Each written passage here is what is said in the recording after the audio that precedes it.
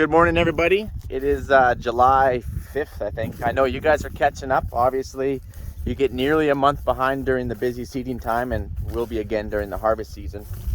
It's the only way that I can roll YouTube and farm at the same time. So I know you guys understand. Thank you for that. So we're down at the South Farm, but we're on the northern tip of the South Farm.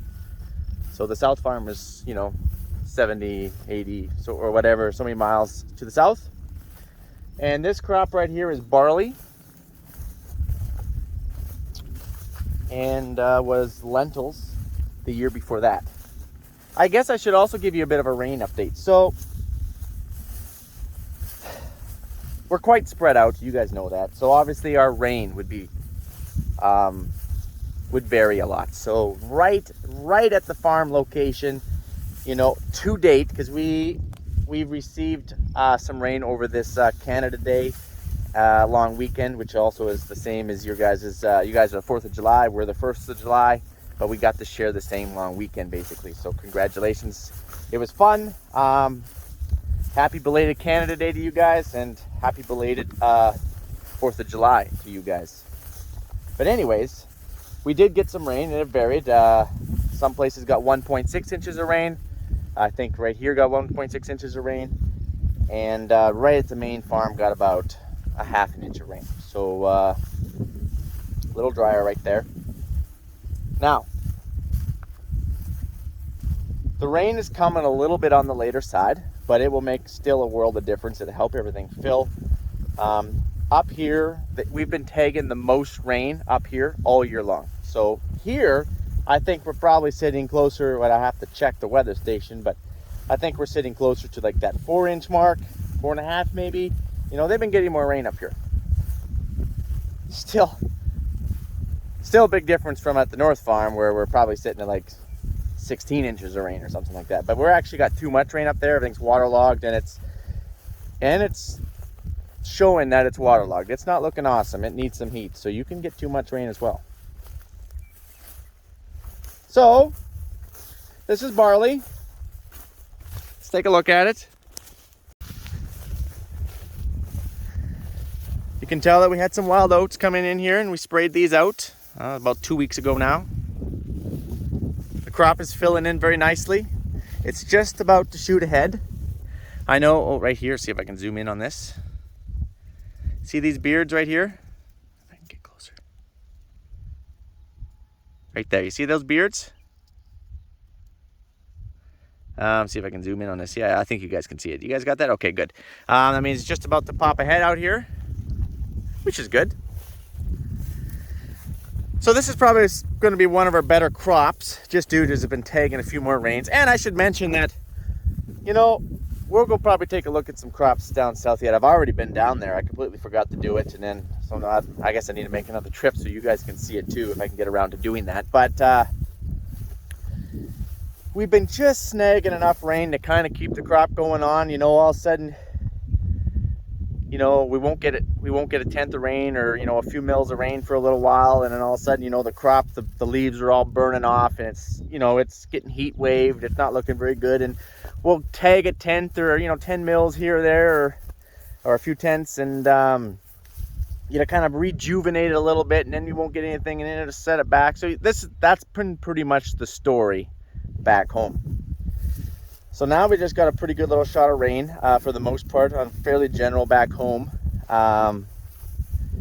It's already headed. It's already put out some smaller heads than normal. So the yield is pretty much already set. It's not going to be a great crop. It's not going to be a great one. But with that rain, because I'm a glass is the half full kind of guy, it will definitely help plump up the kernels a little bit, help it fill. So that's important as well. Little thinner here. You can tell that the wild oat pressure was a little more intense. I don't know what happened there. Here, let's turn around so you guys can see. So there, now you can definitely see between the rows. I'm not taking you to any awesome part of the field. I don't do that. You guys know that. I'm not taking you to my low spot and be like, yeah, this is just the average part of the field. I don't do that sort of thing. I'm just pulled up at the approach, walked in the field. This whole hilltop is very prone to group 1 wild oats. So we've been battling that. This is some land that we took on. And then once you go down over there, the field's very nice. But across the road on the other side, I don't know if you guys still remember the video, I was breaking some grass with the John Deere 2-track. Probably one of my first few videos I've ever put out on YouTube, if you go all the way back. And I was also had a Case, I think it's a 721 loader, wheel loader out here. I was pushing fence. Well, that breaking that I broke across the road, it is very high saline, and which means it's very kochia prone. And pounding kochia out of barley is not the easiest thing to do. Pounding kochia out of wheat and durum, easy. Got a lot better chemical options. Barley, a little more sensitive, you know. It's kind of like the younger generation, you know. They're a little more. No, I'm joking. Come on, you guys, take a joke. But no, you gotta be. You can't just smack this stuff around too much. It's not like wheat. Oh man, you guys are awesome. Oh, I'm kidding. I am the younger generation. Anyways. So we actually have a sprayer going out there right now. He's hitting some of the high saline areas. You get too high saline, the salt's coming out of the ground, nothing grows other than just some kochia and foxtail. You know, if you can get some grass growing in there, you'd be doing good. So he's just kind of doubling up on that because I'm not super duper happy with some of my broadleaf control. Here's a kochia weed. He was obviously getting a little bit, he's a little crispy. I think he'll die. No, I think this is fine. But back home, where we didn't get as much rain because this was better growing conditions when we sprayed this crop. I think we got a lot of some, I shouldn't say a lot, but we definitely have some weeds that escaped that are pushing through the broadleaf. And that's just because, you know, we're in a drought. And we were in a drought more 2 weeks ago when we were spraying, or 3 weeks ago when we were spraying, than we even are right now because we've been taking a few more rains. So basically what I'm saying, some of the broadleaf weeds, aren't dying super awesome, especially kochia. Kochia and Russian thistle, they're hard to get at the best of times. They're our main weeds down here because we're drought prone. And basically, since it was hot and dry when we were spraying, because you're in a drought, there's nothing you can do about it, you got to spray. They just didn't take it in very well because they were stressed. And then of course you get the result of that is they're only half dead. And now we're getting some tagging, some late rain. So now they're like, ooh, maybe I can come back to life, you know. So that is a little frustrating, because I don't like weeds. You know, we strive very hard and we spend a lot of money to try to keep our land clean. You know, we make a living off of the land. You're always taking on new land, you're always taking on new projects. And, you know, every farmer has some fields or a field or has had a field or whatever it might be, get away on them. That's very common. You know, you get behind due to weather, wind, rain, hail, whatever it might be. Or you're in drought conditions and just doesn't take it in very well. And you still always have to deal with weeds. That's just part of farming. But in saying that, it's still frustrating because, you know, if those weeds grab second life and start coming up, it's too late now. You can't spray it because your crop's too advanced. So they're just going to keep growing, and then you watch when harvest comes around, we might have some dirty fields. So then we got to look at other options like maybe desiccating, you know, so that way we can kill those things, because you don't want weeds when you're harvesting, because your combine's going to grab some of that greenery, weed seeds, greenery, whatever it is. They're going to grab it and they're going to throw it in with your seed, and it's going to take your like dry is 14.5 for wheat, right? So, you know, maybe you're combining at 13.5 or 14, and now all of a sudden you're mixing weeds in with it. It's bringing it up to 18, and that can risk of spoiling your crop. So you don't want that, but there's absolutely nothing that you can do about it right now. So, and even if you wanted to go put in another application of some broadleaf control, you're limited to basically bromoxynil now, maybe some MCPA. So you're basically just gonna be like, that's all you're gonna do to it, and it's half dead. You know, it's like the movies. You're mortally wounded, and you're like, oh, I'm coming back. It's dragging. It's like, you can't kill me, and you think you're just gonna be like, no, Mike, no. You need a sledgehammer for something like that. You know, in any time in the movies, they have grenades and bombs. You know, they're hitting that thing with a nuke or something, right? It's like basically Godzilla that's all wounded. It's like, ah! That's what weeds are after you already hit them and they're trying to come back. They're very resistant. That's how you can gain resistance. Now you got to switch up your groups. You definitely don't want to double up on your groups. And you already gave it a pretty good smacking before. Now it's half dead and coming back. You have to hit it with a freaking sledgehammer. And if you hit that weed with a sledgehammer, you're hitting your crop with the exact same one. So you know what? That's too risky. So it's just going to come and it's just going to do what it's going to do. And you have to deal with it in the fall. Meanwhile, you guys, I don't know about this Mike guy. He's a little out there. You're right. So before you guys think that I'm completely insane, let's go to another field up here and take a look at another one. Hey, we just got to this other field. It was only a few miles away. Don't worry, we didn't go very far. Also barley.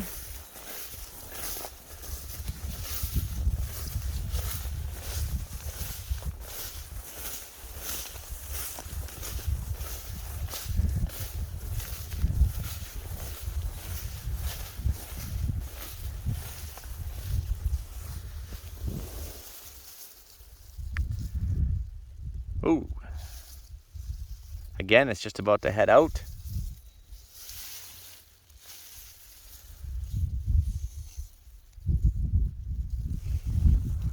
So no, that looks good. That's what we like to see, you guys. I don't know if it's still quite, I don't know, it's got to be close to what it looked like last year up at the North Farm. And again, you know, we're still going to need another rain to finish this crop off, help it fill up, plump up. But all in all, see if we can find some grasshoppers here. This stuff here isn't bad for grasshoppers, but we definitely have more hoppers at home.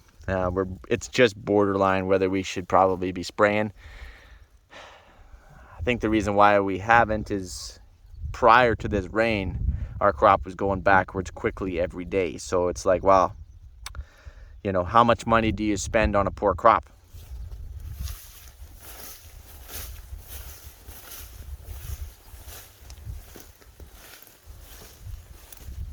No.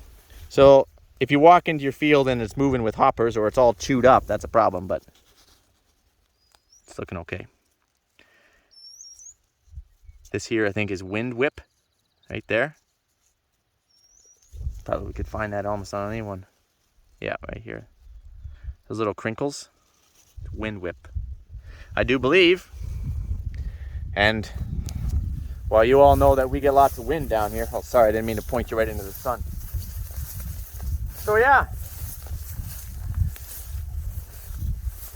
You know, we might have to do a video of the south stuff. You know, we can take a look at some wheat, some durum, some mustard, lentils down there.